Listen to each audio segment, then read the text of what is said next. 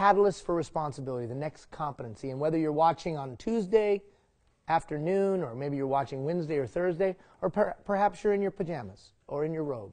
If you are, please cover up, and because we can see you. Here we are with a nice group, and we're going to go through catalyst for responsibility. But before we do that, let's ask this question. The last 3 weeks we've been talking about systems, right? Systems. And if you've had a chance, I added multiple systems on the website. System on delegation, system on motivation, system on effective communication. But we spent a lot of our time talking about a system on time. So let's take a few seconds to unpack that. Somebody tell me something you're taking away from the last 3 weeks as we talked about systems thinking. Big picture, holistic, proactive systems thinking. Somebody, did you tell them about the air? You did? He had a big sign on his chest that said, Airman. Are you the airman? Yes, I am. How may I assist you? We need some air. I can hear it. But it's not cool yet. Okay, somebody, systems. Go ahead. Okay, so, those things. So how many of you would say after doing a little bit of analysis and thinking you are urgency addicted? Okay, some of you. Why are we urgency addicted today? Because my boss is. Well, yeah. But why is your boss and why is your boss's boss urgent? Because the expectation, there was a time in your life, come on in. There was a time in your life when you went to the internet. How many of you remember this day? And you clicked on a link and a picture started to appear. And it appeared like this. How many remember that day? And you were just excited that you got to see a picture. And you didn't mind that it took 30 seconds for this. Because you twiddled with your thumbs, you did whatever you did. How you doing, buddy? Good. And the expectation was, I get to see a picture. This is amazing. How many agree with me if that picture doesn't come up in a millisecond, you're pissed? Oh, yeah. Right? You're like, "Wah! Bell, tell us, rah, rah, rah, ExploreNet, rah, rah, if you live in a rural area." Rah. Expectations have changed significantly. How many of you have sent an email? You're honest about this. You would say, I have sent an email, and I've wondered why I haven't gotten a response in an hour. Can you honestly say that? How many of you instant messaged your spouse and wondered why you haven't gotten an immediate reply? That's because we've now been conditioned. Now, here's the dilemma for us. The dilemma for us as well is that citizens wonder why their governmental entity isn't responsive. Do you know in Singapore and in some countries, I can go online and take care of I can go on my TV and through my cable system, pay my fines, pay my do whatever, do my inner fines. I can pay my fines. I can do my financial interactions with my local municipality right through my cable system. Right now. Why? Because the responsiveness of government. So you're going to find over the coming months and years that the expectation level is going to continue to go higher and higher. But we know that's not sustainable, don't we? We know that constant pressure won't last. We can't last in that constant pressure. So we all discussed that we have to have a system because it is a perishable commodity. I only have 168 hours in a week, period. So the urgency of it all is created by external pressures. But I have to manage that and focus on the stuff that's really important. Cutting through, as you said, those urgent things and focus on the important things, but doing it proactively. Blocking that time in my schedule for the high return on investment activities. All right, somebody else, something you took away from the last couple weeks. Somebody has to talk. Something you took away. Did anybody track their time? Okay, and what did you find? How are you doing today? I actually liked it more than I anticipated. I thought it would be more work, but I felt a lot more efficient through my week, just even recognizing what I was spending time on, which I didn't expect. I thought I would kind of find it annoying. So awareness brought efficiency, right? Yeah. Now, not very many of you watched the video on the explanation of the exercise. How do you know that? Because I know when all of you open or do not open your emails. And I know whether you click through the video. So don't be walking in here strutting your stuff about, I'm a star student, because I know the real deal. So only about 23% of you open the email. So go back and open the email. Let me tell you why. Because that explanation of the time matrix is really important. Because it's not about tracking your time. That's not the point. The point was to compare how often I'm doing those high return on investment activities in my week. So if you're not completely satisfied with progress in certain areas, it's probably because you're not proactively doing those activities that would get you the greatest return. Now, in the coaching session, one of you asked a question of me. I don't understand the high return on investment activity concept. I don't get what you mean by that. So let me give you a couple of examples. Bosses oftentimes say, I need to meet with my people. Oh, I need to meet with my people. Oh, I just got to spend some time with my people. And at the end of the week, how many would agree they go home saying the same thing? Because they're too busy to meet with their people. Meeting with an individual direct report is a high return on investment activity. Why? What defines a high return on investment activity? What's the definition? Communication. That's one piece. So in that interaction with the direct report, there's direct communication that occurs. What else?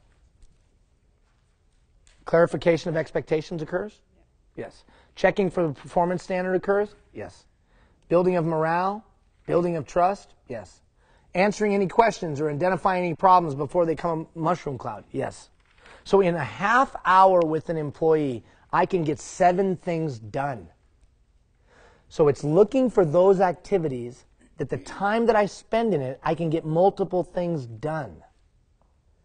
Think of activities like that in your own personal life. Does anybody have an activity like that where you can get multiple things done in that time? I use the example of going to the movies. So I'm gonna spend quality time with my kid. And I go and we go to the movie. Now, I'm not saying going to the movies is bad, because I am spending time with my child. We're having a shared experience. We chat on the way to the movie. We chat home. But what do we do for an hour and a half? Sit in silence. So would you say that is a high return on investment activity, yes or no? No. It probably provides you 1 or 2 returns. We have a shared experience. We get to talk on the way there and the way back. That's it. Okay? My kid and I go for a hike. Maybe a light hike for an hour. What birds are killed with the hike stone as opposed to the movie stone? I got 2 things that come out of the movie. What comes out of the hike? Walk through some things that are accomplished through the hike, me and my kid. Exercise. What's that? Okay, so I got exercise. What else? Communication. What else? Learning. Trust building, a learning potential. We see plants, we see mountains, we see whatever. What else? Reduced interruptions. Okay, we have undivided attention kind of time. Okay, how about this one? We're building a memory, but a meaningful memory that we can return to. So if I only got an hour and a half with my kid, am I going to take them to the movie? 2 things I can get out of it. Go on a short hike or go to the park or whatever. 7 things I can get out of it. That's what I mean by high return on investment activity. So in each one of the roles that you play in your life, there are those activities that you can get 4 and 5 and 6 and 7 things done just through the one activity. When you are a manager, when you are a supervisor, when you are a boss, meeting with your people is one of the highest return on investment activities you can do, period. Make as a foundational principle of your leadership style that you will give your direct reports undivided time. Uninterrupted time, even if it's for just 30 minutes. A minimum of once every 2 weeks. Why? What could you get done in that half hour with them? Feedback on what's going on. What else? Come on, think. What's coming up? What else? Could you identify any morale issues with them before they become issues? Yes or no? Okay, what else? This is really important, guys. What else? Communication again. Clarity of communication. Clarity of communication. Clarity of expectations. All in a half hour. Now watch this. So I give a half hour. And it's easy to judge our boss and say, well, they don't spend enough time with me. But now you've got to start establishing your leadership style of when you're the boss's boss and how you're going to do things. And I'm trying to make the case of a high return on investment activity. So 30 minutes of your time. I don't have 30 minutes to give, Ian. It's too... Okay, let me show you how much time you would save. Clarity of communication. How much time you think you would save in a week if you just had clearer communication with your boss? An hour? Do you think you'd save an hour? Of busyness, of hecticness, of going back. What did you mean? What did you mean? An hour? Would you give me an hour? Okay, 1 hour. Okay, morale build. Okay, problem identification. How many hours have you seen wasted by a boss on a problem that if they would have known about the problem way back here, it could have been solved instantly? How many have ever seen that? Okay, so let's give that 3 hours in a month of just crazy problem solving because they didn't know about the problem. How about this one? Expectations. How many of you have ever been confused on what was expected of you because no one directly communicated it or clarified? Has that happened? Okay, so let's just chalk that up to 2 hours of inefficiency in a month. So in 30 minutes invested, it's a good likelihood that I could return 6 hours of savings. I don't have time. Really? With your 30 minutes invested, you could save 6 hours. So for those of you that didn't understand the concept of high return on investment activity, this is what I'm talking about. 30 minutes of meeting one-on-one might save you 6 hours in a month because you spent 30 minutes. Why doesn't the boss spend the 30 minutes? Because they're urgency addicted and they're trying to put out the fires. And initially, you're right. It would seem like this isn't a good investment. But would you say that the fires would begin to reduce as you had this regular discussion and dialogue? Yes or no? Okay. Isn't this just common sense? But the forces and the pressures that we're under about immediately responding, they become difficult. And this is unfortunate, once I get to a certain level of leadership, I'm reluctant to change because the skills that I used to get me to that level of leadership must be good. Well, what are you talking about, Ian? How did I get to this level of leadership? I must be good. The problem with that mindset is things have changed around us, right? We've talked about that. And so I've got to look at creating new ways of doing it to be able to operate more efficiently. So whether it's in my personal life, whether it's in my professional life, whether it's me individually, like for me, high return on investment activity, going to the gym. Not because I'm a musclehead, but because I know if I go to the gym, I feel better about who I am, I have more energy, I clear my head, I reduce stress. So the hour that I spend in the gym actually returns maybe 8 or 10 hours in a month. So instead of saying I don't have time not to do that activity. But that's me. Maybe you is reading a good book. Maybe you is listening to some music. Maybe you is going for a walk. Maybe you is spending time with your dog. What's that thing that when you do it, it re-energizes, recharges? Got to make sure you block that out in your week. And when do you block it out in your week? You do it before the week begins. That was the whole premise of the time blocking. So you sat down and did an evaluation of your week. And now what you should do, now that you've done that evaluation, is next week you should project your week. Blocking in those high return on investment activities, and then next blocking in the things you know need to be done, and then the things you can assume. And what are the things you can assume? You assume you need to do email, you assume you need to return phone calls, you assume those things so you block time for them. Now, who's controlling time? I'm controlling time, instead of time controlling me. If you haven't had time to watch the video on time management or maximizing utilization of your time, and then the successive emails that came with that, and then the time matrix, no big deal, because how long will that information be available to you? Forever. Now you stop and think about that. It'll be available to you forever. So maybe in August or September, when you have a little bit more, things are loosened up on your plate, you can come and do this. But do it.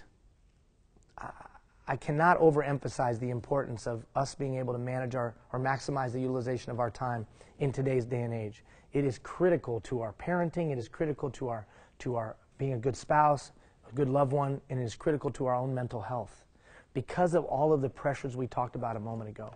So please take a moment.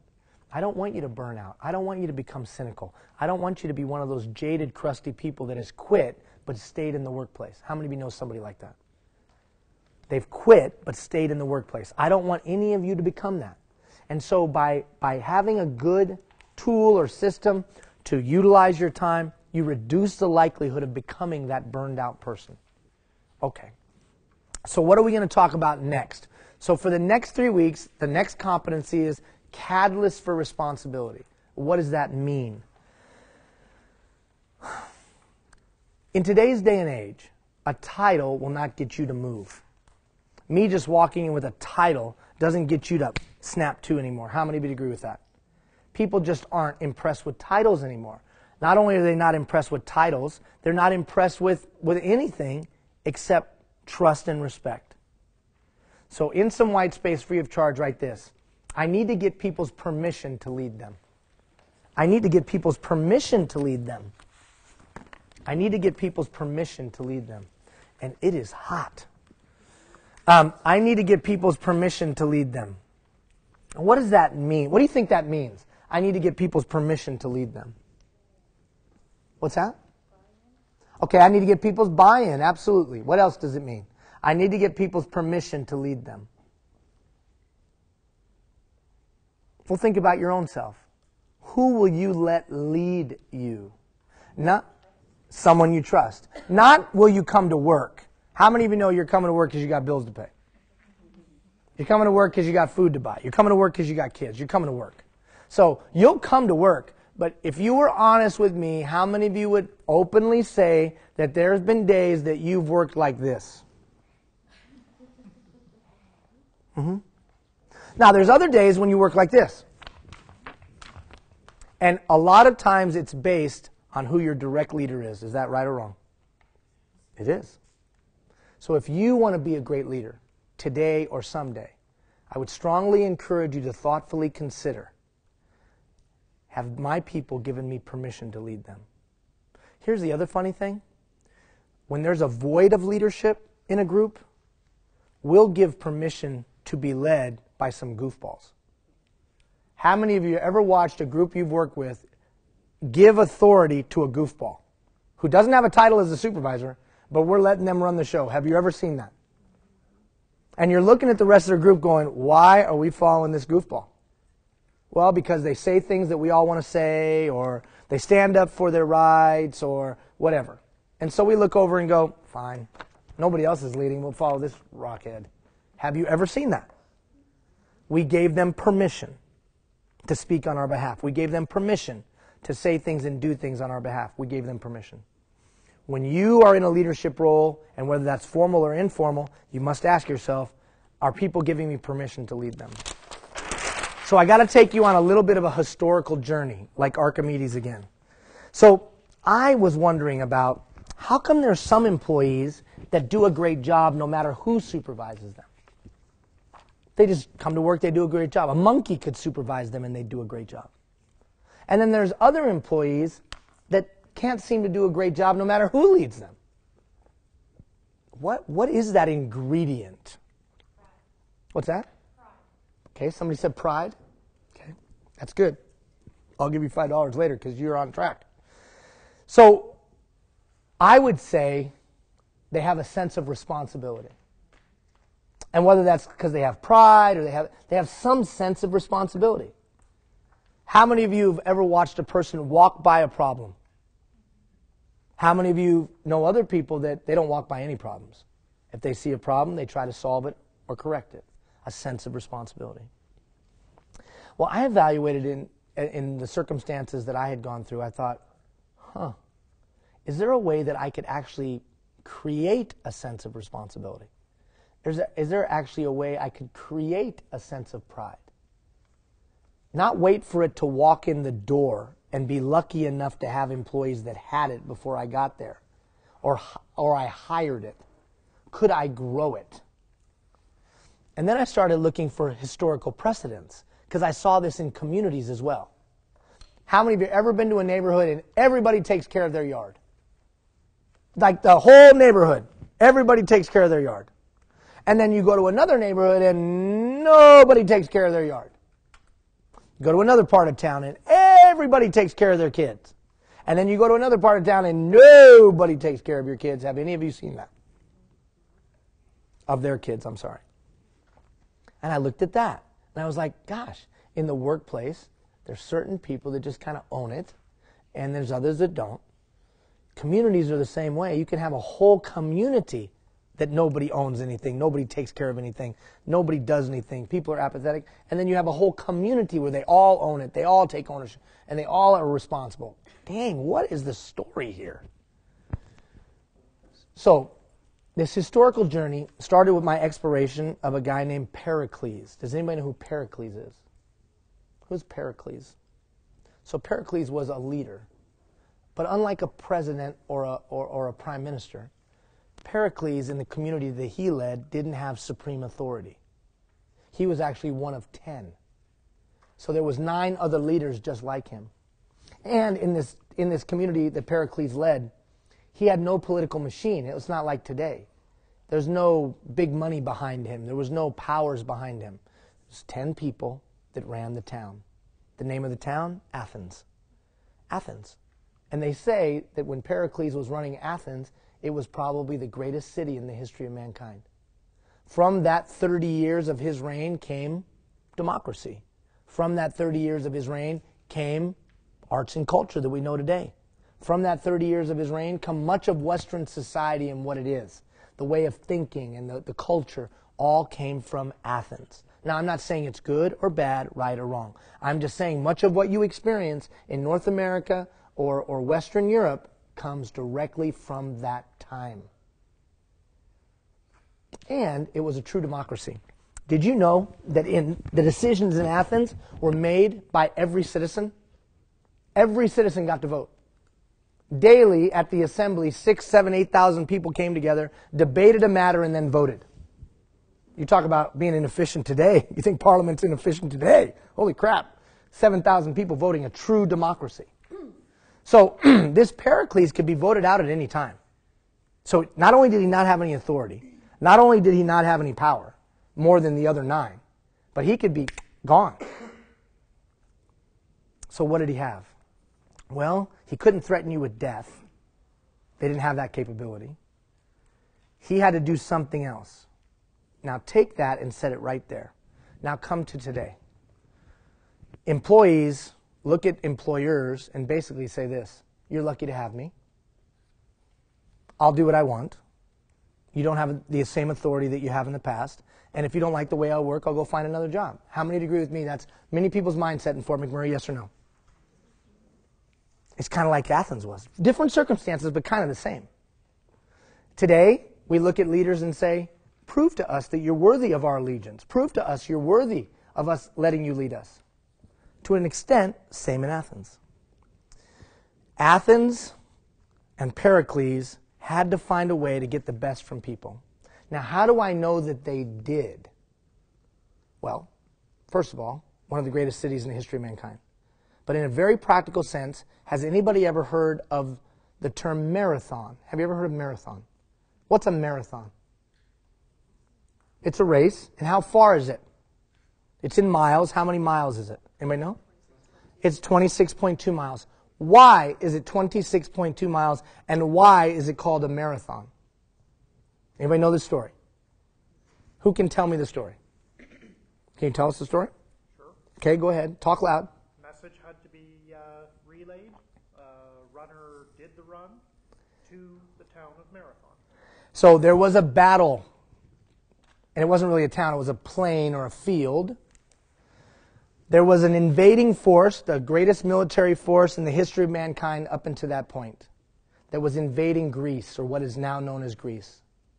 The only people that could defend were the Athenians, known as Hippolytes, farmers. was all a bunch of volunteer farmers that were going to defend Athens and Peloponnesia, Greece. This was the greatest force in the history of mankind. The Persian Empire was coming to invade. The Athenians and the Hippolytes, that was a soldier, met them on the plains or the battlefield of Marathon. Nobody expected them to win. They were outmanned, outgunned, they had nothing. There was no way they could beat this force that was coming. And yet they won. And when they won, one soldier ran 26.2 miles, fell at the assembly that I was talking to you about, said we won, and died. And that's the legend of Marathon. And most historians say that it was pretty factual. That's pretty much what went down. Now, what you don't know, and what most people don't know, is that moment defined history. Because democracy was just emerging at the time. Democracy was just beginning. It had just started in Athens. If the Persians would have won that day, would we have democracy? Most historians say no, because they had a different form of government. They had a more totalitarian form of government. So the citizens of Athens defended their city, but defended democracy and turned history in one moment. And if they hadn't won, they would have lost. Now listen, this is the important piece, and this is how it relates to leadership today. Pericles couldn't force them to serve. Pericles couldn't demand them or threaten them with death to go out and fight the Persians. The only reason they fought was their love of Athens. They loved Athens with all their heart, and so they defended Athens. They had a sense of responsibility, and so they defended Athens. So here's what it said to me. What it said to me was, I could create a dynamic where somebody would give me their all for no other reason than they loved what we were doing, or they believed in what we were doing, or they were proud of what we were doing. Have any of you ever seen that level of commitment that I'm describing right now? Raise your hand if you've seen that level of commitment. Maybe not to death, but you've seen that kind of commitment. So I think leaders can grab that. I think they can create that. Now here's what's interesting. I didn't read this quote till after I had thought all that through. Listen what Pericles said. If Athens would appear great to you, then consider her glories were purchased by valiant men who understood their responsibility and acted on their duty. So after I walked through the whole thought process, came to the conclusion that we as leaders could create that dynamic where somebody would give their all, Pericles said it. If you think we have a great town, if you think we have a special place to live, then know this. It's because people understood their responsibility and acted on it. So what do we learn from that as leaders? I think that we're not going to be able to use totalitarian or authoritative or autocratic approaches to get people to give their all. I think we have to learn from Pericles and help people understand their responsibility. And in doing so, they'll act on their duty. We have to treat them like free people and free spirits and free minds. And we can't demand or command them. We have to create an environment where they will willingly choose to give their best. And I think we can do that as leaders today. And I think, frankly, that we long for leaders who will do that. Not leaders that treat us like we're dumb, not leaders that treat us like we're stupid, but leaders that treat us like we're independent, free thinking, and give us the opportunity to have input and a say, and then help us create a goal or a common vision, and then a plan to get to that common vision. How many of you would want to work for that kind of a leader? Okay, so you need to be that kind of a leader. So for the next 3 weeks, what we're going to talk about is how do I get you to take greater responsibility than you were the day before? How do I get you to give a little bit more than you were the week before? And how do I get you to give me a little bit more and like it? See, that's the key, comma, and like it. That's what we'll talk about, catalyst for responsibility. So let's do the survey really, really quick, okay? Let's go through the self-survey. I'll read them, and then you circle. 1, I am totally not like that. 10, I am absolutely like that. I believe I have a responsibility to myself and my family. Now, everybody pick up your heads real quick. You could read that first one and think it's very, very trite. But let me give you a story very quickly that just happened a few weeks ago. A few weeks ago, as you guys know, we have this same program in Fort Chip. How many of you know that? We're sitting in the meeting that I will be sitting in tonight, 3 weeks ago from tonight. 3 weeks ago tonight. And one of the participants raises her hand and says, I want to tell you something we've done. And I said, what have you done? They said, well, there's a situation at the school. What's the situation? The situation is there's no running water in the boys' bathroom. Oh, well, how long has it been like that? Oh, since school started. Now stop and think about this. No running water in the boys' bathroom since school started. Anybody in public health? How many agree with me that's a public health issue? Now let's add to that. There's no stalls in the boys' bathroom. What? Yeah, they took the stalls out because they were broken, so they took them out. So like if I'm in grade 3, I have to walk in, sit down at the toilet, and everybody watches me go to the bathroom? Yes. What? How long has it been like that? Since school started. How many continue to be dumbfounded by this? If you were a little boy and you'd had to go to the washroom and everyone was going to stare at you going number 2, how many agree with me you'd go home to go number 2? And once you went home, would you come back? No. Now, you want to put the kicker on it? There's no door to the boys' bathroom.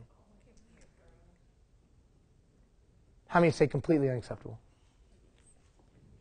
And all of us, the Director of Public Affairs, Joanne Roberts, Maggie from Director of Rural Development. Yeah, Maggie Farrington. We're all sitting there going, are you me? Are you kidding? So Connie, the lady's name is Connie. She said, Ian, I said, what are you guys, what's going on? You know, what are you doing? They said, Ian, we've talked to the school board, Northland School or whatever it is. We've talked to them. Nobody's done anything. So we all got fired up. Okay, we're gonna bring construction guys up tomorrow. We'll fly them up on McMurray Aviation. We'll charter a plane. We're gonna get this thing fixed. How many of you already know me well enough that that's where I was going? Immediately. And they raised their hand. No. No, we formed a parent-teacher organization. We're going to get a handle. I said, oh, how long is there one? Well, no, there isn't one. Oh, how has it been like you haven't had one for a little while, maybe a few years? Oh, no, we've never had one. Since the school was first founded in 1876, we haven't had any kind of parent-teacher organization or home and school council. So what are you doing? We're going to fix it. And you don't need to bring anybody from Fort McMurray.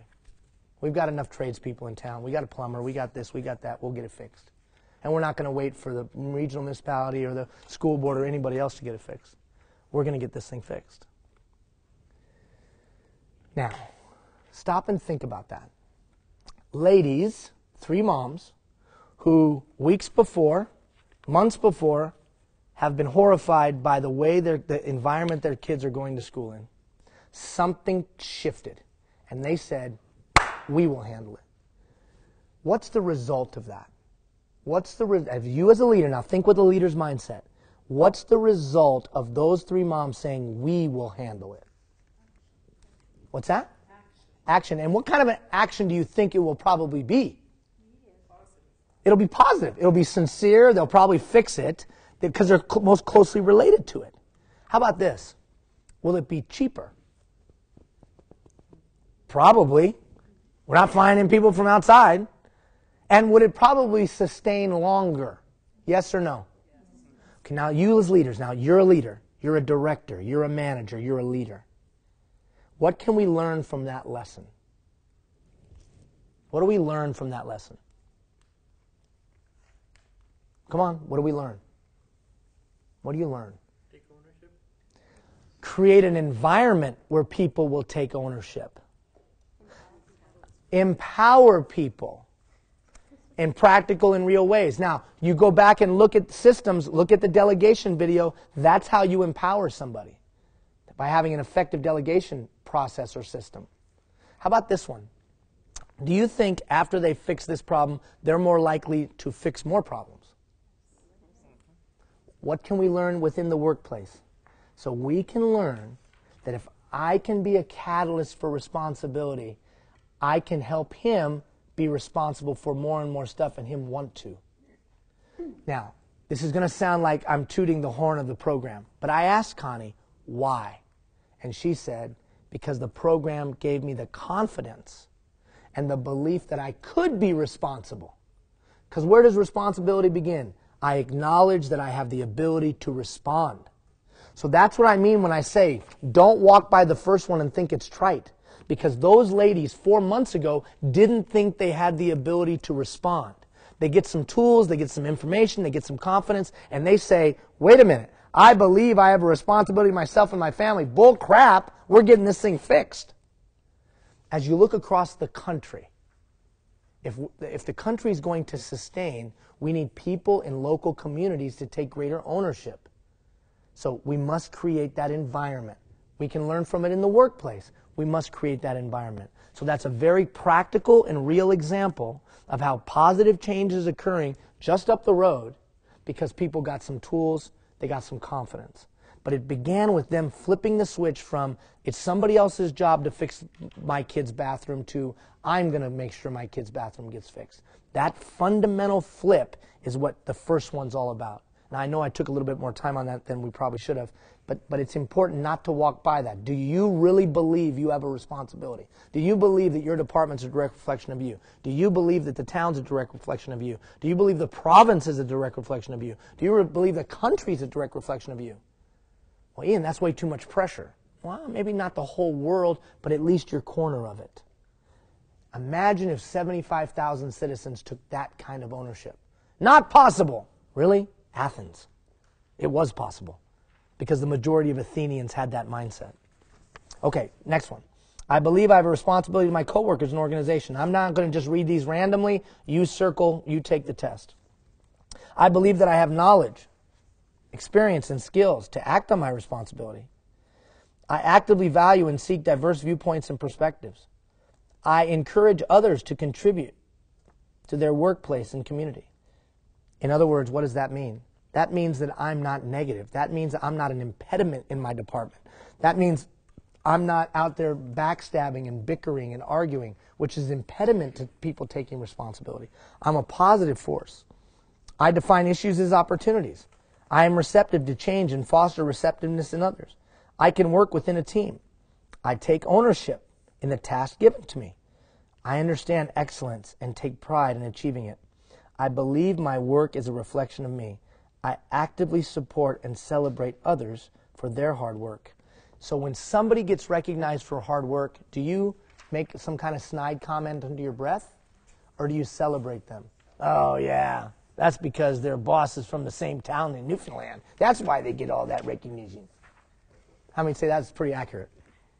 No, come on, laugh, Newfoundlander.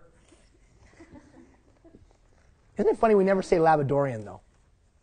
You haven't met my husband. He's from Labrador, trust me. He always says Labradorian? Oh, yeah. He would correct me. Oh, yeah. Yeah, very good. Now, here's my point. My point is, oftentimes, we have a jaded perspective, and we think that people are being recognized because some other relationship besides their work. So are you one of the kind of people whose mind automatically goes there? Or does your mind go to a place of, well, that's well-deserving. Look at how hard they work. Okay. The competency. The catalyst for responsibility places an emphasis or a priority on creating an environment where others take ownership and responsibility, and they do themselves. Let's flip the page. Because the first step in that is you. You. Does anybody in the room have a code of conduct? What's a code of conduct? It's a code of conduct. What does that even mean? Code of conduct. What is that? What's that? Rules, guidelines. What else? Policies, procedures. What else? How you conduct yourself. How do I conduct my words? How do I conduct my actions? How do I conduct my thoughts? If you want to lead other people today, you better have a code of conduct. People better know what you stand for, and they better know what to expect. How many of you are okay with having a boss that's a jerk? As long as they are a jerk consistently to all people all the time. No, I'm being serious. Would you rather have a jerk who's consistently a jerk to all people all the time, or would you rather have somebody that's like this? Raise your hand if you'd rather have this compared to that. That's right. You're okay with them being a jerk, just as long as you know they're a jerk. And you're like, okay, you're a jerk. And everybody's like, yeah, he's a jerk. And we just roll with that. But when you get this, how many of you know this is intolerable? This drives you nuts. What's my point? My point is, people want consistency today. People want to know what they can expect today. People don't want to walk into the workplace and say this, what mood are they in? Life's too stressful for that. So I would suggest to you that if we want to be an effective leader today, we have to be a catalyst for responsibility. But before we can be a catalyst for responsibility, we have to create our own internal code of conduct. So we're going to do that right now. So maybe you created a code of conduct when you were 19 years old, mission statement, value statement, whatever, belief statement. Maybe you have a code of conduct because of your faith, or maybe you've never even thought about this. So whether you've done it before, and through the exercise we'll revisit it, or you've never done it before, through the exercise you created, right now we're going to create your code of conduct. Okay? By asking 3 questions, and you're going to respond to the 3 questions. Question number 1. What are 3 values I hold dear, or you hold dear, and how would I see them in your life? So I want you to write down 3 things you hold dear. Is it honesty? Is it hard work? Is it commitment? What is it that you hold dear? Values you hold dear. Remember, a code of conduct is a personal system of principles and values and standards of behavior that will guide you the way you think, what you say, and what you do. Okay, who's brave enough to share one? Who's brave enough to share? Yes. Honesty.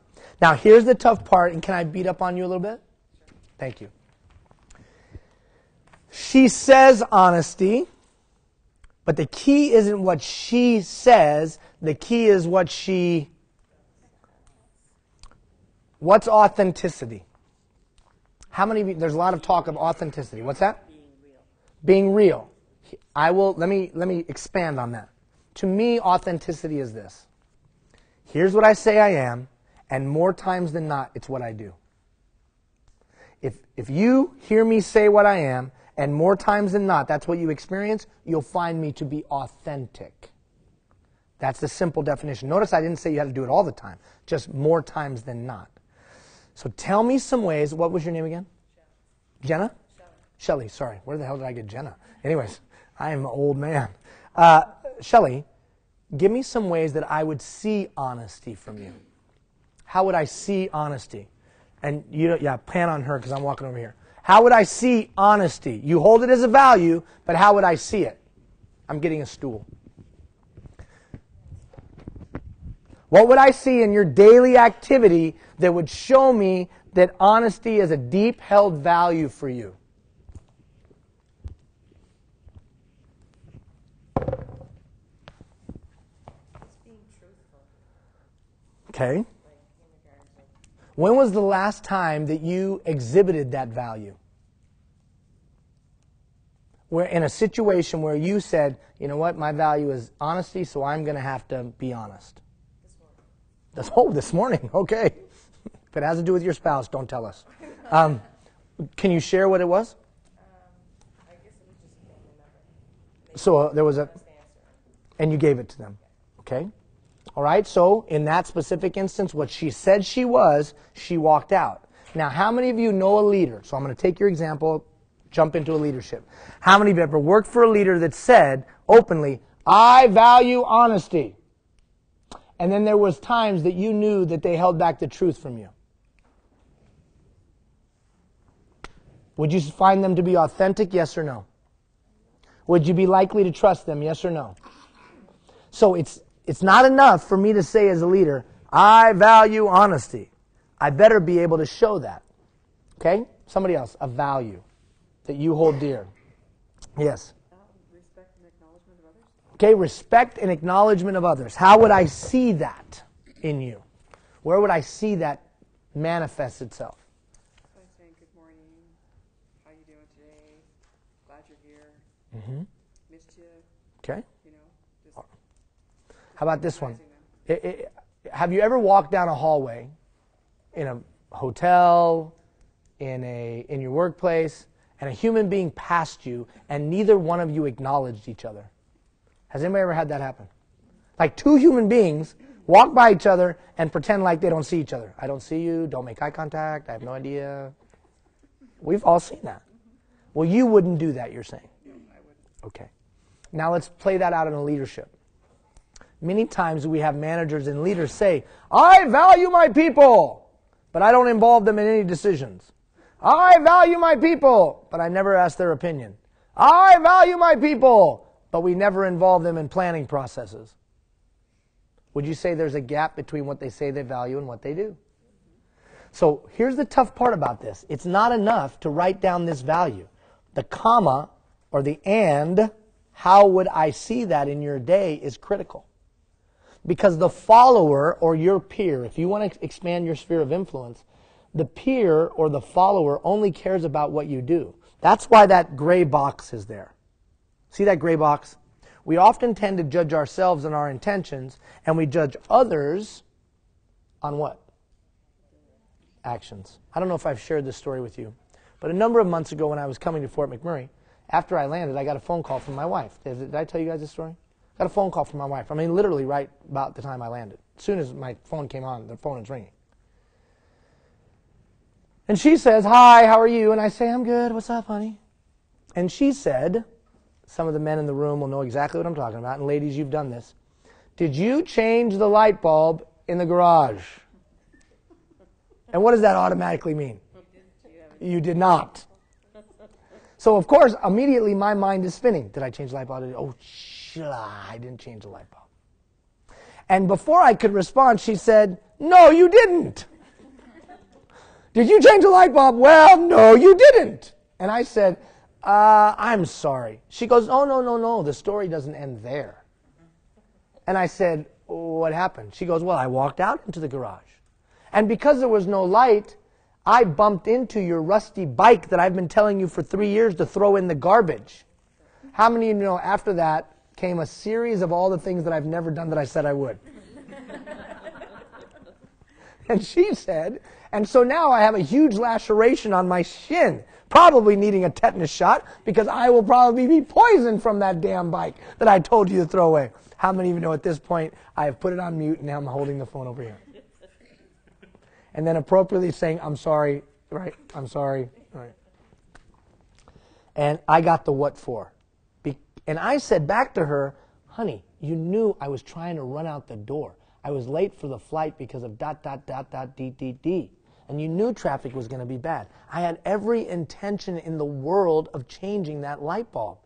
"Yeah, but the problem is I'm 5'2", and even at the tallest ladder, I couldn't reach the light bulb, you rockhead, and you won't be home for 3 days." She was judging me on what? The action. I was asking her forgiveness to judge me on the intent. Okay, that conversation ends, and I say to myself, wow, big dinner and a show for sure when I get home. Otherwise, I'll be sleeping outside. Now, I get to the hotel. I check in. It was a cold winter's night. It's cold.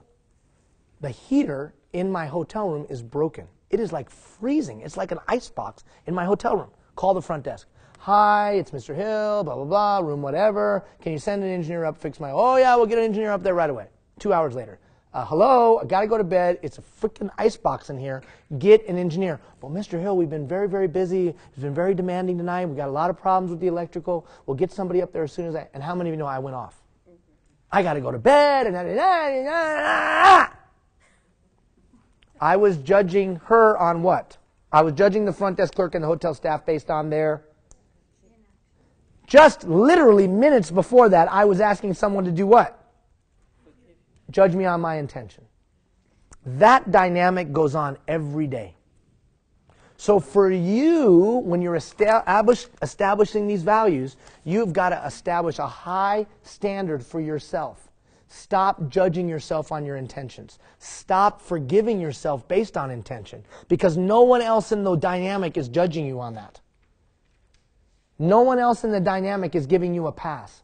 My wife, just the other day at the beach, when we were down in the States, said this, "Look at the scar."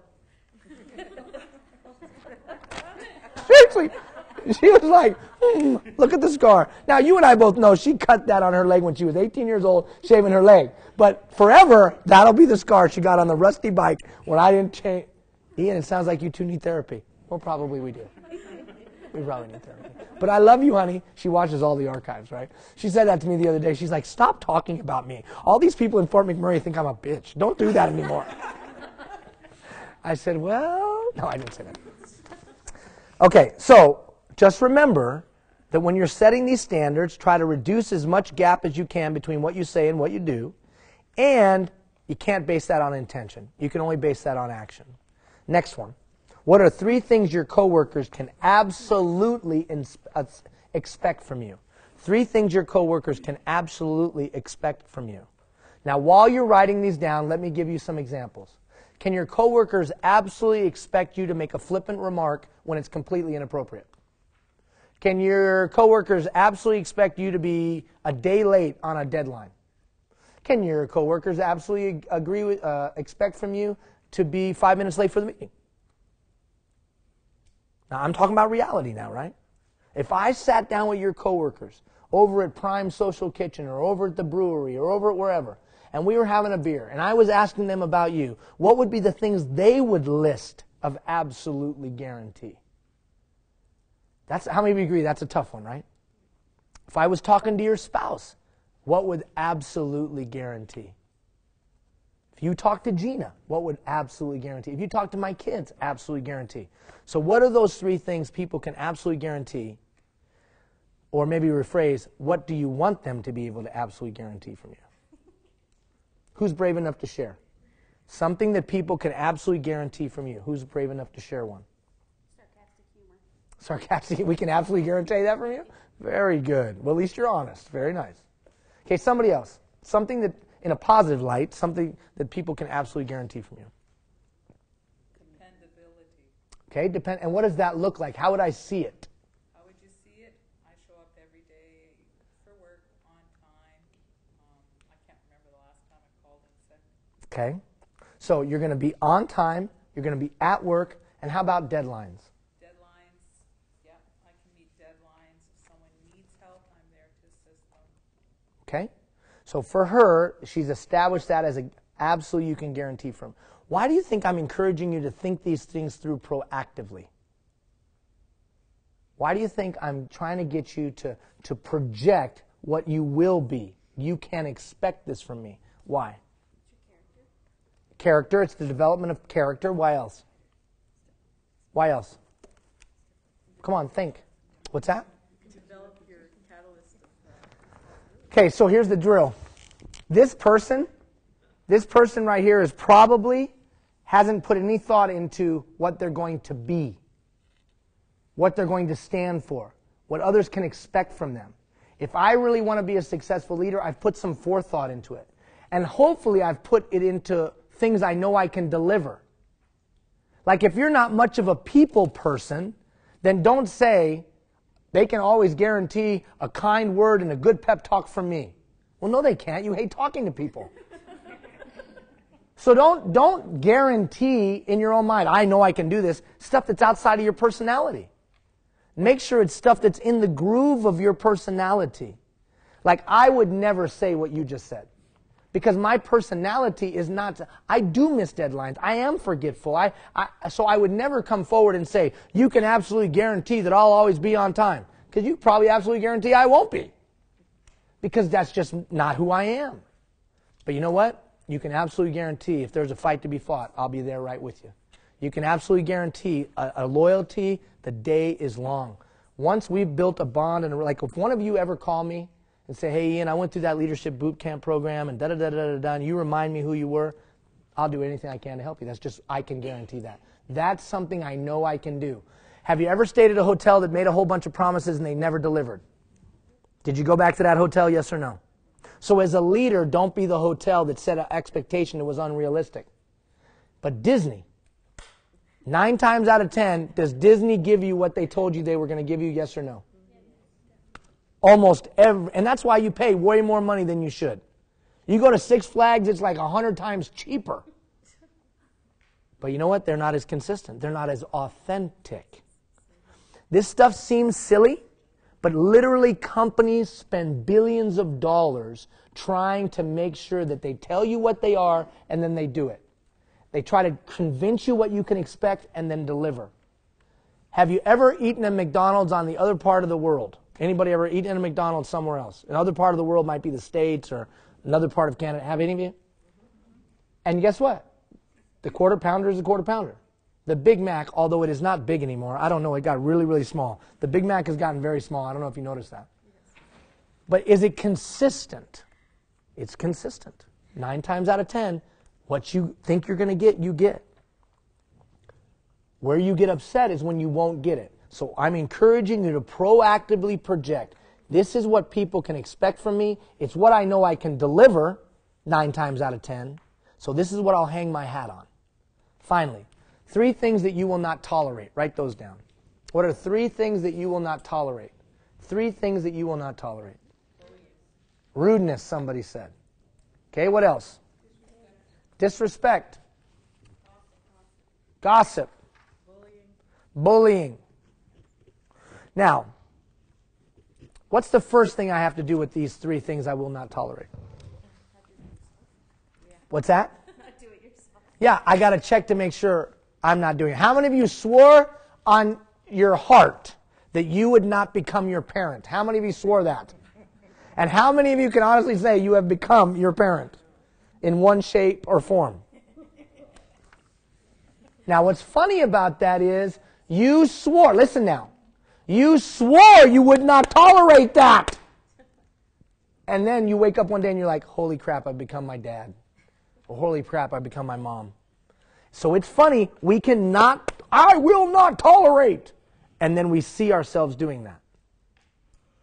What am I trying to get you to do?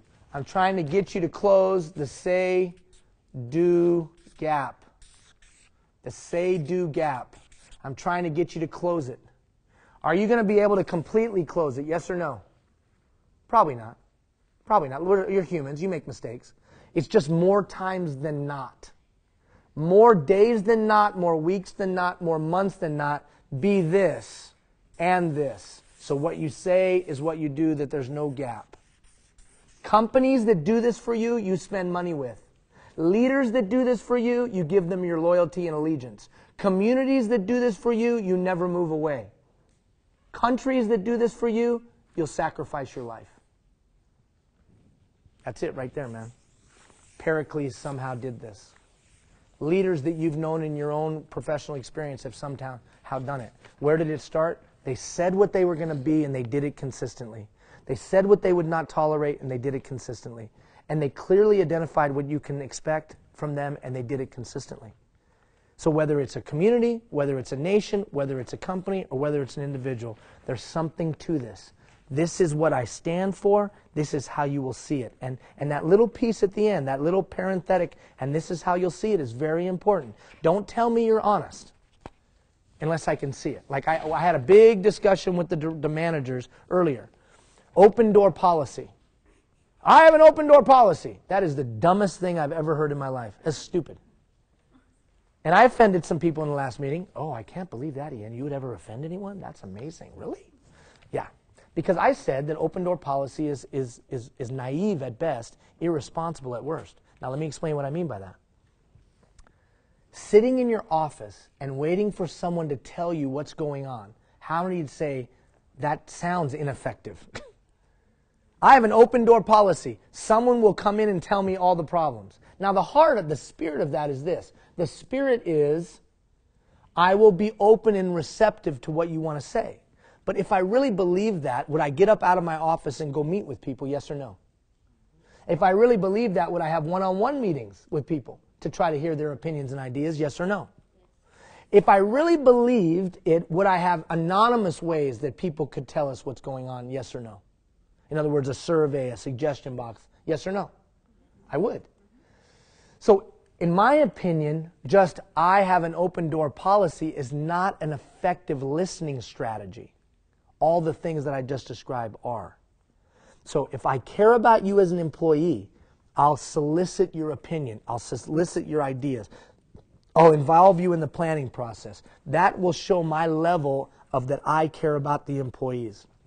And I'll say this, an organization that doesn't include its employees in the decision making, there's a big say-do gap. We love our employees, they're the most important thing, but they have no input in saying the decisions that go on around here. Well, are you talking about RMWB? No, I'm not. I don't know. I'm not here every day, so I can't tell you. I'm talking about any organization. Any organization that says it cares about its employees but does not involve them at some level or another in decisions that are being made, you would have a hard time proving that. How many of you agree? Now, before you go back to your supervisor and say, Ian said, before you send a nasty letter off to Glenn, Ian said, just make sure that you got your own house in order first. This is an organization in evolution. This is an organization that's in rapid change. This is an organization that's trying to build a foundation or trying to repair the plane as it's flying through the air. There's no other municipality, maybe even in North America, that is under the same kind of change pressure that all of you are. How many of you agree with that?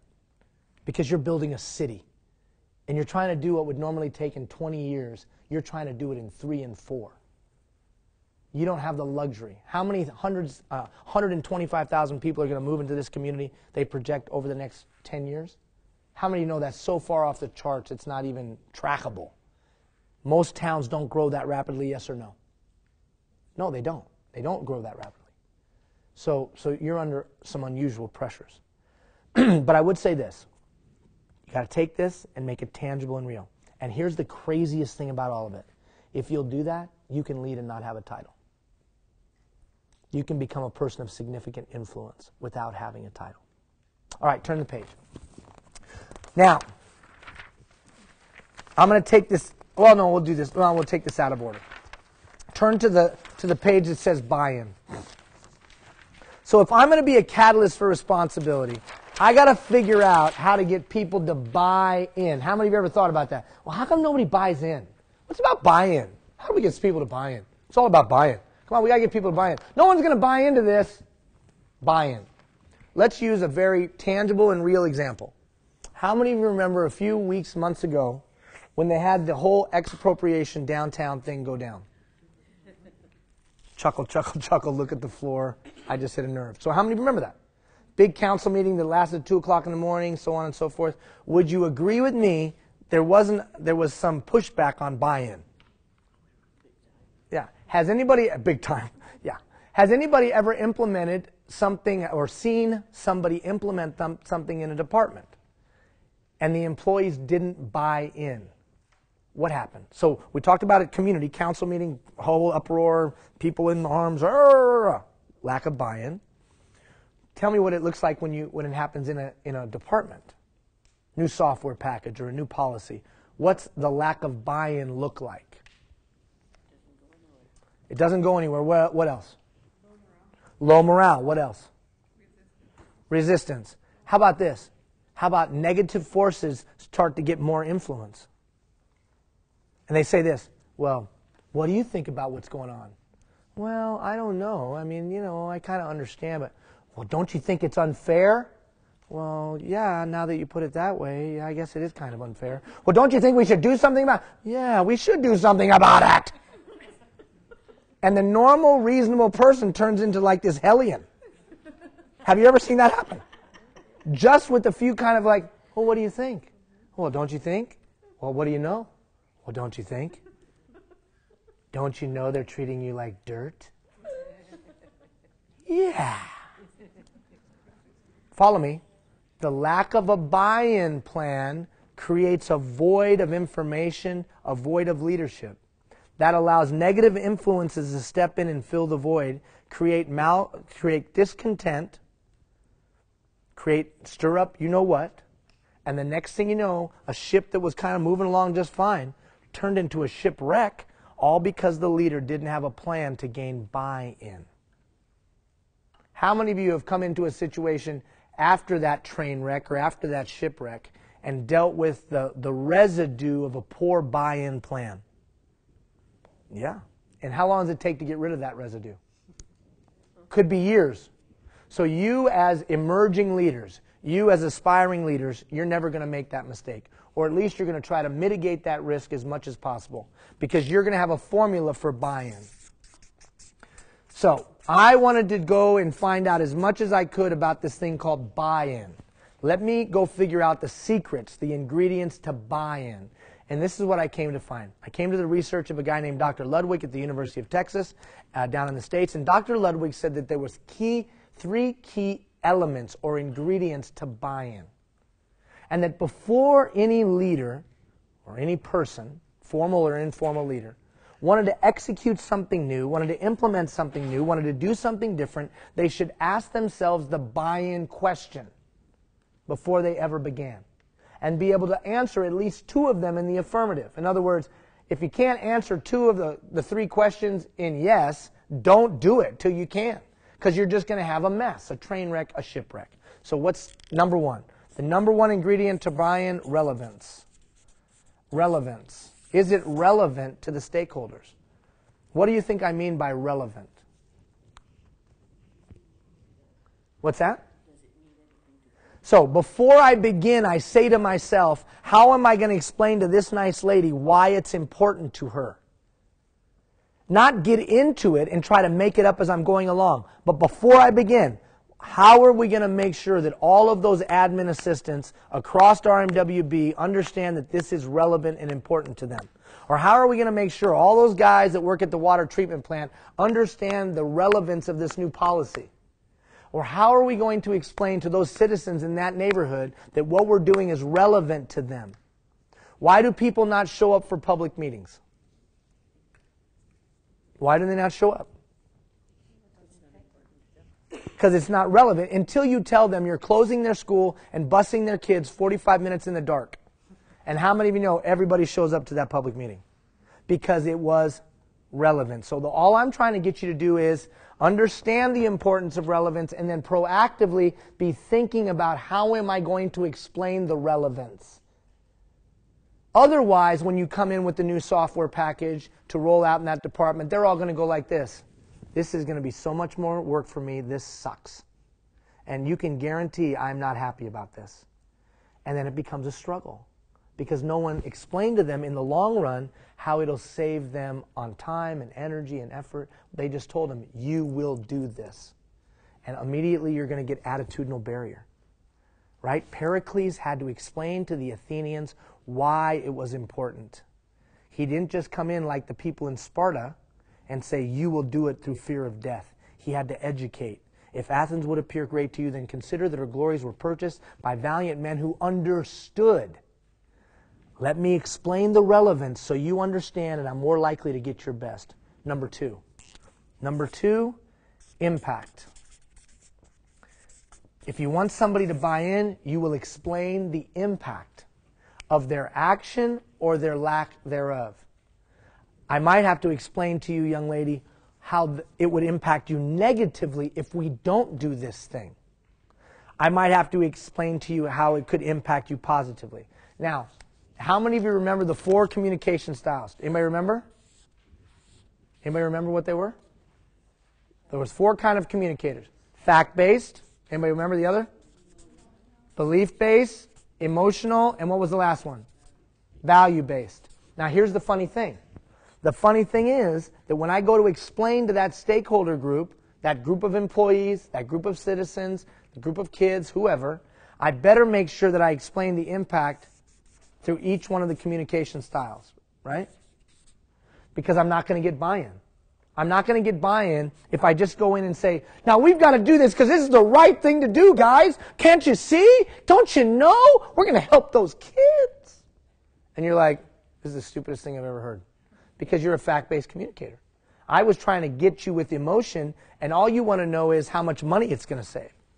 Or on the other hand, I come in and say, now this project in Ghana is very, very important. Why? Because it looks like we're going to be able to take an asset that was worth $30,000 to the municipality, and instead of putting it in the garbage, we'll reuse it, which means we'll send it to Ghana, and kids will be touched, and that will be a savings to the municipality of some $60,000. And you're like, oh, very nice. But all of the rest of you people are doing what you're doing right now. Because you're like, God, Ian, that is the stupidest story. Do I need to pick up broccoli tonight? I'm not exactly sure. Took you a second to catch that. Anyways, my point is, listen, fact-based, belief-based, emotion-based, value-based. If I'm going to get buy-in, I better have a little bit of information about impact through each one of those filters. Otherwise, I'm only going to hit 25%. Finally, quality. And this is an important one. Quality. Quality, quality, quality, quality. Now listen. How many of you ever had a boss walk in and say, okay, we're going to do this new thing? And they go on about the new thing and the beauty, the wonders of the new thing, the greatness of the new thing, the amazing impact of the new thing. And all you're thinking to yourself is, oh yeah, like the other 7 new things I've seen over the last 5 years. Here we go, flavor of the month all over. Somebody must have gone to some workshop. No, now you might have done that with this program. When Boot Camp 1 first rolled out and you heard people signing up for it, you were probably like, oh great, Glenn and Brian have gone off and seen some guy. Here we go again. And he'll be marching through here and there'll be some bells and whistles and here we go. And we'll all have to do that and then 3 years later it won't even be thought of again. How many of you can honestly say you've seen that happen? Now, of course, you then came to find that I was lovable and likable and this was probably the most amazing program you've ever been in. And got to hear cool stories about my wife, who I love dearly. But if we're honest, we know that there are flavor of the month that goes on. So one of the dilemmas to buy-in is that we've seen the flavor of the month. It has not been of high quality. So it's not something I want to buy into because I know it's not going to actually continue. It's just going to happen 1 time, 2 times, even 15 weeks worth of time. And then a year from now, we're all going to be saying this. Whatever happened to that Ian Hill guy? Whatever happened to that portal we were supposed to be able to access? It's not even up anymore. Whatever happened to those posters that used to be up about what we were going to do and how great we were going to be? And gosh, whatever happened to that? So that the next time somebody comes in and tries to get you to buy in, what is the first thing that comes to mind? The last thing they didn't follow through on.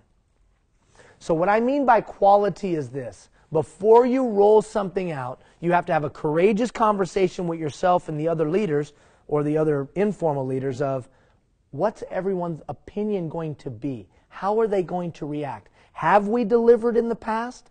Have we followed through in the past? Have they been able to know that when we started something, we finished it? Will they believe in it, that it will be of quality? Or do we have a quality problem? Now, what do you do if you have a quality problem?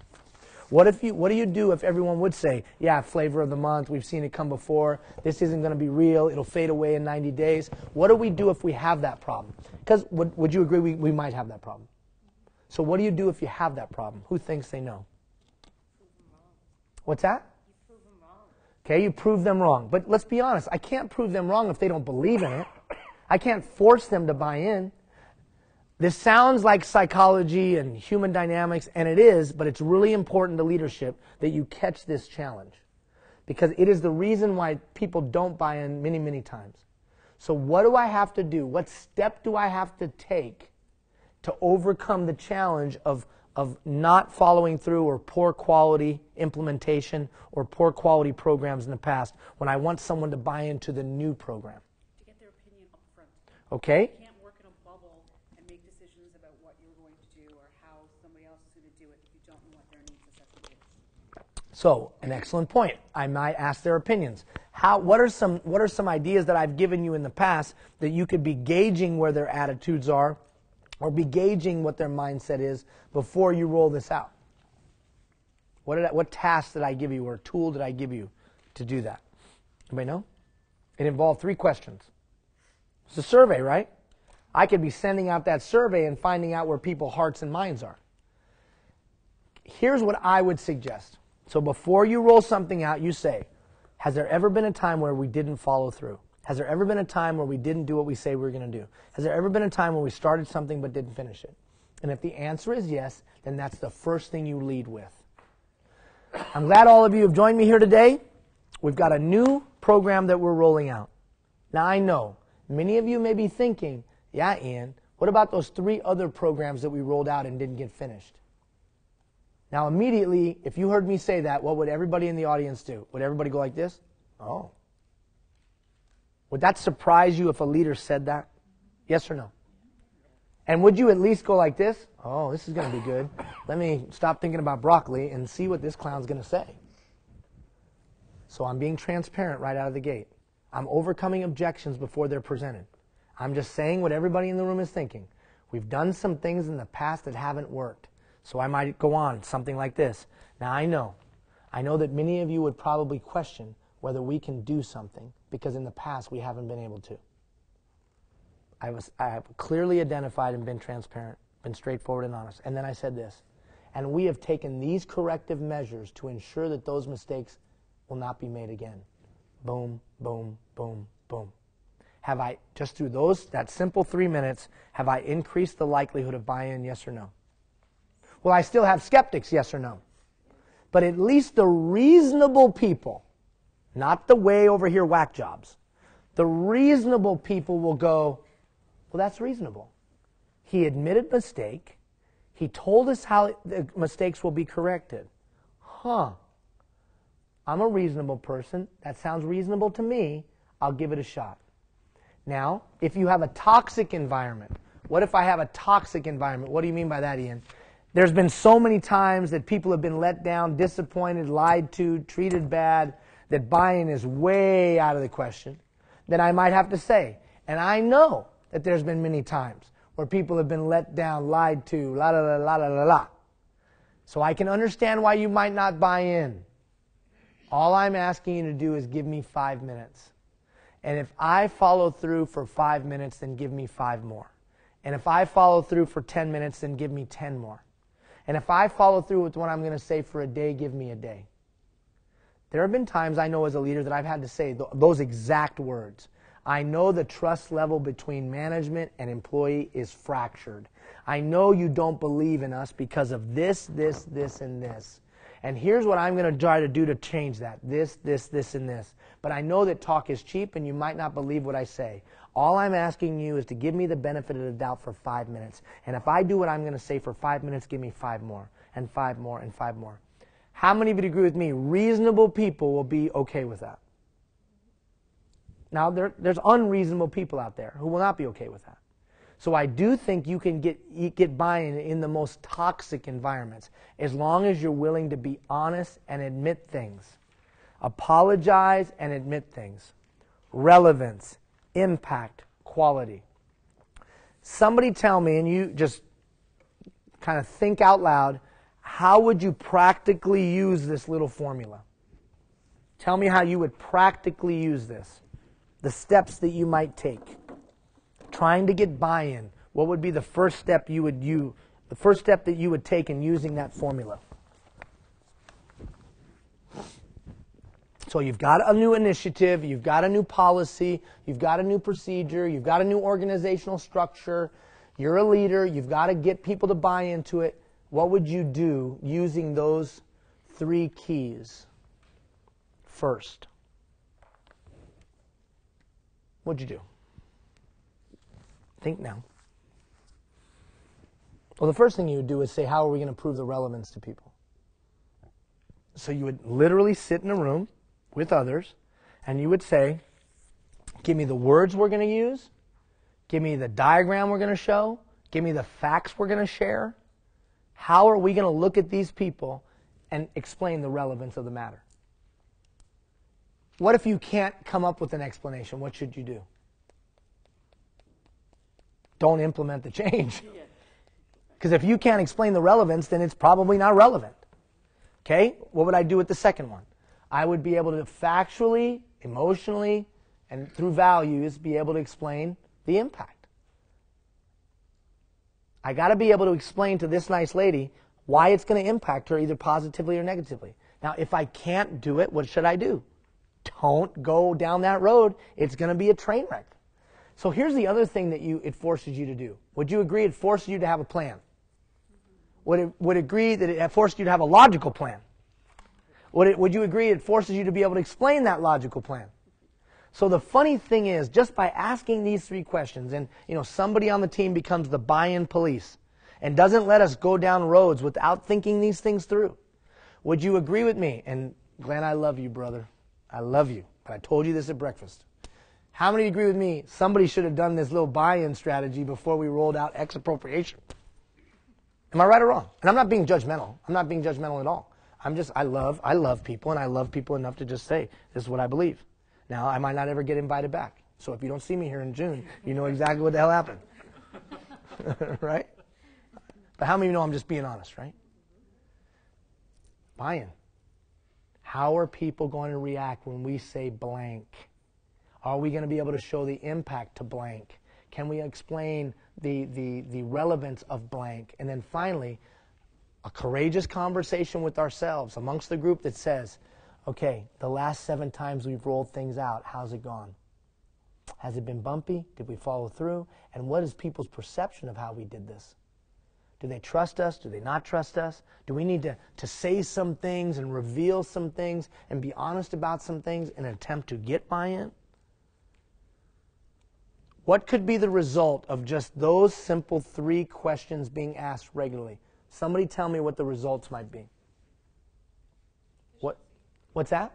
Efficiency in the plan. Absolutely efficiency in the planning process. What else? Increase morale. What's that? Increase morale. Increase morale, for sure. Because I'm not shoving things down people's throats. What else? Support. You're going to find greater support for the task and the initiative. What else? Deeper belief in the organization, deeper belief in who we are and what we stand for, deeper belief in the values that we express, and we're actually walking them out. What else? Positive outcome. A greater likelihood or potential of positive outcome. Now let me jump back to something we said. How many of you agree with me that this step doesn't happen because we perceive we don't have time? Yes or no? But we got to implement. Come on, we got to go. Would this be a high return or a low return on investment activity? High, because you just gave me 5 different things that could be a positive result. So never, ever, ever, ever, ever, ever, ever again try to roll something out without asking these 3 questions. And now what will be funny about this is it'll become a part of your unconscious behavior. And you'll just automatically start saying, oh, wait a minute, how am I going to explain the relevance to my kids of why we're moving?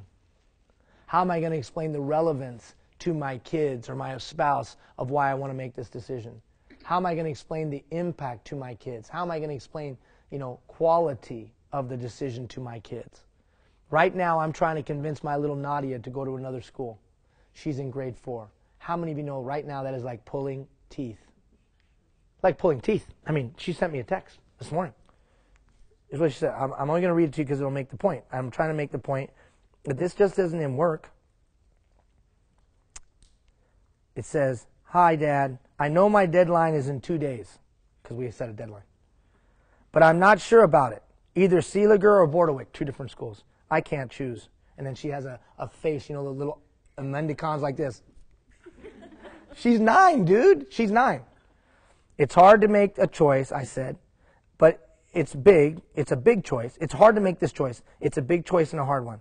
I know. I'll sleep on it, and I'll tell you in the morning. But I don't agree with Mom and you. I don't want to go to Bordewick. How many of you know I've done a poor job of getting buy-in from my daughter? Now, you can look at me and say, hey, look, you're the dad. Just tell her what the hell to do, and that's the end of the story. How many of you know today's kid ain't rolling with that as much? And I know my 9-year-old. I am not about to every time something goes wrong at Bordewick, what am I going to hear in the back of the van? I told you I didn't mean to do it. Oh, but you're the boss. You're right. And push come to shove, hopefully she won't watch this. If push come to shove, I know where that kid's going to school. But I'm going to hopefully allow her to come to that decision on her own so that I get full and total buy-in. Does that make sense? The same is true with employees. Yes, there does come a point in time where I have to look at you and say, your opinions and your ideas are duly noted. I appreciate them. But I've made a decision to go this way. Here's why I've made that decision. But know this, we're going this way. Would you agree with me that there are times for that boss method of motivation? But in today's marketplace, you should sparingly use that approach to motivation and that approach to direction. Because it will be met with this, I don't agree. And I will attitudinally defy you. I won't openly defy you. I will attitudinally defy you, which means I'll make flippant comments every once in a while. I'll make a sarcastic remark every once in a while. You'll feel my attitudinal displeasure. How many of you know what I'm talking about? How many of you have done, no, it's on tape, don't raise your hand. So, duly noted, appreciate your opinion, but we're going this way. I'm only sharing that story of my daughter to say this. I want her to come to the conclusion on her own because I know that will create greater buy-in. If she makes the decision, Bordewick's a better school, it's where I should go, it's in my best interest. impact, quality, relevance. You're right, Dad, Mom, I should go there. Now, the funny thing is, if tomorrow night she hasn't come to that conclusion, I'm going to say, you're doing it. You're going to the school, but hopefully she'll watch this archive after that. How many of you ever had this with your kids? Every day. How do I get buy-in for my kids? So I would strongly encourage you to thoughtfully consider that this is applicable in all aspects. Now, you're going to get a video about this. You're going to get a video on another topic that we're not addressing, and I want to stop the bus before we get done because we got about 12 minutes to go. Pride. Pride. I call it a magic force. It's a magic force. Has anybody ever seen The Hobbit? Have you ever seen the movie The Hobbit or read the book? Anybody? And remember, there was like Aragorn's sword or arrow, and there was Gandalf's staff, and then Bilbo Baggins had a ring. He could be invisible. And how many of you know this story? Now, I'm not a big Hobbit guy, but last time when I was coming here, I was flying on the red eye from Air Canada into Fort McMurray, and I was bored and I couldn't fall asleep, so I started watching The Hobbit, and they all had this magic stuff. And it got me thinking about this thing called pride. Now, you said it earlier. You said pride. You said that pride was that force that made people responsible. Tell me when you can see pride in someone's performance. You can't touch pride, but how would you see pride? You get quality work. Okay, what else do you get when you see pride? Okay, they're willing to share what they know, their insight, their wisdom. What else when I see pride? Their attitude, their facial expression. You see it in their just demeanor, right? Do they come in early? Stay late? Do they have to be told what to do? Do they get along with others a little bit more? Now, I'm not talking about false pride, arrogance. I'm not talking about that. I'm talking about pride. How about this? Do they regularly come up with good ideas? Are they innovative and creative? Are they supportive? How many agree they are all those things and more? Now, what were the institutions that used to develop pride? What were the institutions that used to develop pride? Yeah, how many of you agree with me that there are fewer and fewer people who are just naturally full of pride? And their work reflects it. How many of you would say there's less and less of that? So there used to be institutions that must have instilled it, and they're not as functional anymore. Because I'm seeing fewer and fewer people that take deep pride in their work, in their behavior, in their output, their house, their whatever. Obviously none of you, right? None of you people. It's all those other clowns. But what were the institutions that used to teach it? Okay, school. What else? Family used to teach it. What else? Faith used to teach it. That person's faith. How many agree all of those three things are fractionalized at best? Yes or no? Yeah. Yeah, my grandfather used to teach me pride. Well, today I don't see my grandfather. Right? Kids today don't see their grandparents as much anymore. It used to be my grandparent lived in my house with me 100 years ago. Yes or no? Now there's that gap. So what happens? All of a sudden, not as much pride. So I think today's leader has a tangible way to instill pride, cultivate it, and deploy it on both the organizational level and on the individual level. Both organizationally and individually, a strategy for building pride. Now, you say, well, how is it different? Isn't it the same? How many of you know somebody who takes tremendous pride in their work but hates who they work for? Have you ever seen that? I take pride in my work, I do a great job, but I'm not very happy about my organization. I'm not proud of it. So it's two different things. What does organizational pride create? Loyalty, good morale, so on and so forth. Individual pride, quality work, good teammate, all those things. I think if we're going to be a catalyst for responsibility, we actually have a strategy for this. So what you're going to get, not this week, but next week, the following week, not this coming Monday, but the following week, you're going to get a flow chart and 3 emails of how to build pride. You're going to get a flow chart and 3 emails about strategies to build pride. That you as a leader could go into a workplace and create pride amongst your employees. Pride first organizationally, then individually. Pride first organizationally and then individually. It'll be 3 days worth. The first one's a little longer. It's 17, 18 minutes. And then the other one, actually, it's 4 days worth. Sorry, 4 days worth. First one's a little longer, and then 2, 3, and 4 a little bit shorter. Pride. I'm going to give you a flow chart and a strategy for building pride so that you can go into any organization, any work group, and you could create that dynamic that would generate somebody giving their best because they're proud to do so. Does that make sense? Do you think that would be a worthy exercise for you? So watch the videos. All right, last thing. Catalyst for responsibility. Catalyst for responsibility. Go back to that page that we skipped. A person of responsibility. So let's talk about what a person of responsibility looks like to me. This is my opinion. A person of responsibility makes an all-out commitment to do things with excellence. Now, here's the funny thing about excellence. A long time ago, when I was in the hotel business, I started as a busboy. And 3.5 years later, I was the youngest director of hotel operations in the casino industry at the time, down in the States. I was very young, and I was very inexperienced. And the owner of my hotel, and he owned other things as well, a multi-billionaire, said, "Do you understand 5-star service?" And what did I brashly and arrogantly say? "Of course I understand 5-star service." And he looked at me and said, "Have you ever stayed in a 5-star hotel?" Well, I had just lived in a motel. I lived in a weekly motel before that. I was a busboy who lived in a weekly motel. I paid my rent every week. So how many of you know I did not know 5-star service? Because I hadn't experienced 5-star service.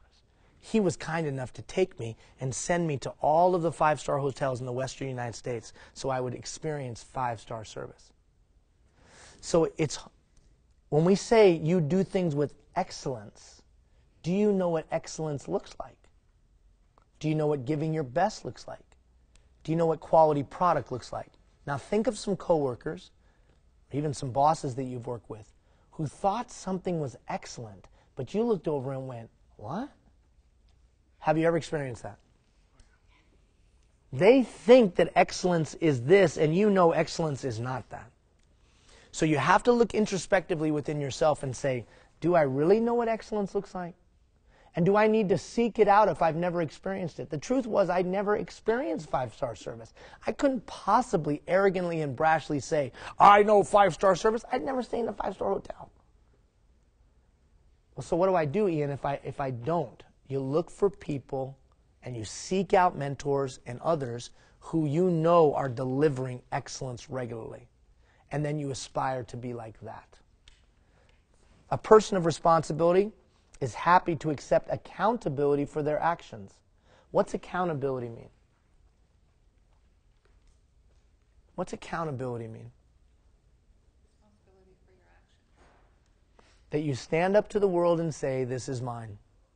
Are you the kind of person that just stands up and says, this is my work? It takes a lot of guts. It takes a lot of intestinal fortitude to be willing to stand up and say to the world, this is who I am. Now, how can you do that in your workplace? Ask for responsibility. Ask to take the load. Ask to be the one that takes the lead in a certain thing or this thing or that thing. And then be accountable for it. A person of responsibility understands that they will make mistakes, but then owns it. I'll give you an example. A few weeks ago, in this session, amongst you, I came down pretty hard on a guy. I came down pretty hard on a person. And they brought it to somebody's attention. And then somebody brought it to my attention. And I could have done one of two things. I could have done this. Kiss my ass. Grow up. Get some thick skin. Come on, man. We're not babies around here. It's called a boot camp for a reason, you pussy. Excuse my language. Okay, somebody will complain about that. I mean, how many of you know I could have taken that stance? Or I could have said this. Wow, that was really bad. I was offensive. I was offensive. I need to do something about that. Thank you for bringing that to my attention. And so I sent a note of apology to that person. That person hasn't come back. So my note of apology was obviously met with that they didn't either believe me or they didn't, whatever. That's their prerogative. But I was wrong. I was wrong. I shouldn't have said or did what I did. And you guys are all probably racking your brain. Because I asked James about it, didn't I, James? I said, James, was I? And James was like, Ian, stop. Didn't you say, stop beating yourself up? Yeah, I said that. I said, and I also said I probably would have just been like, up yours, buddy. Yeah. You know, James was like, it's no big deal, Ian. Yeah. Why are you so far? And I talked about it for 20 minutes. Yeah, no doubt. And so I'm not saying that person was right or wrong. I'm just saying that from their perspective, I made a mistake. So when a mistake is brought to your attention, how will you handle it? Will you say, my bad? My bad, I'm wrong. I'll accept that. And I'll try to work to correct it. And I had said, remember I had said to you, James, I was like, maybe I should go see him. Yeah, you were pretty hard on yourself. I was saying, maybe I should go visit him. And then we all agreed that, well, then the guy's like, wow, Ian's stalking me. You know what I mean? You know? So we decided against that. My point is this, just very transparently saying, we all make mistakes, we all screw things up. Responsibility is owning that. Asking for forgiveness, will you forgive me? And then trying to make it right by a person. Is that the ringing phone guy? What's that? Is that the ringing phone guy? No. I can't, I'm not going to say who it was, no.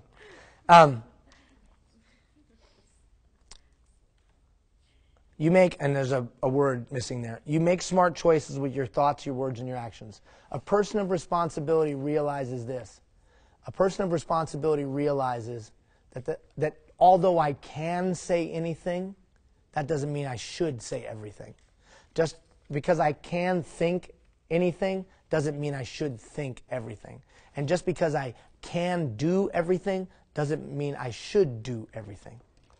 Like, have you ever heard somebody sing? And you're like, wow, you're singing. And they're like, yep, I can sing. And you're like, just because you can doesn't mean you should, brother. Well, a person of responsibility realizes just because I have free speech doesn't mean I should pop off. Just because someone doesn't control my actions doesn't mean I should have free license to do whatever I want. A person of responsibility thinks of their thoughts, their words, and their actions. And then finally, the 10-foot rule. Imagine if all of us made a commitment that over the next 3 weeks we'd try something. The 10-foot rule. Will you be responsible for anything within 10 feet of you? What do you mean? Everybody started looking around for what's within 10 feet of you.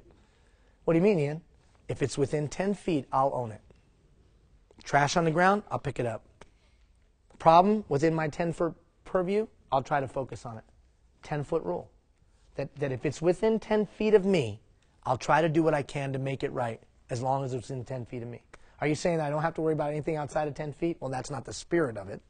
The spirit of it is that I will personally try to take greater responsibility before I ask others to take greater responsibility. It's about role modeling. I can't be a catalyst for responsibility unless I'm willing to take greater responsibility, because people will find it to be disingenuous.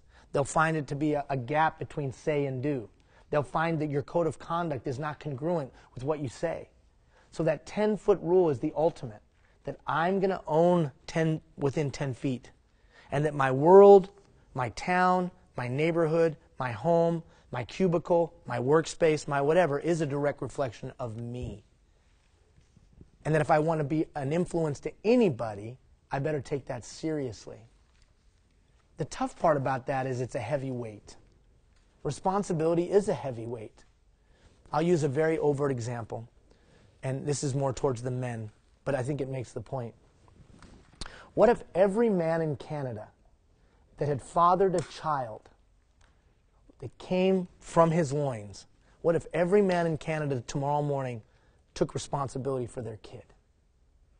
Took responsibility for their kid financially, took responsibility for their kid maturity-wise and development-wise and their growth. What if every man in Canada did that? Would our nation fundamentally change, yes or no? Fundamental change. Complete and total change. And I'm not coming down on the men. It's just a very overt example. That's what happens when people start taking responsibility. Like those 3 ladies in Fort Chip. They took responsibility.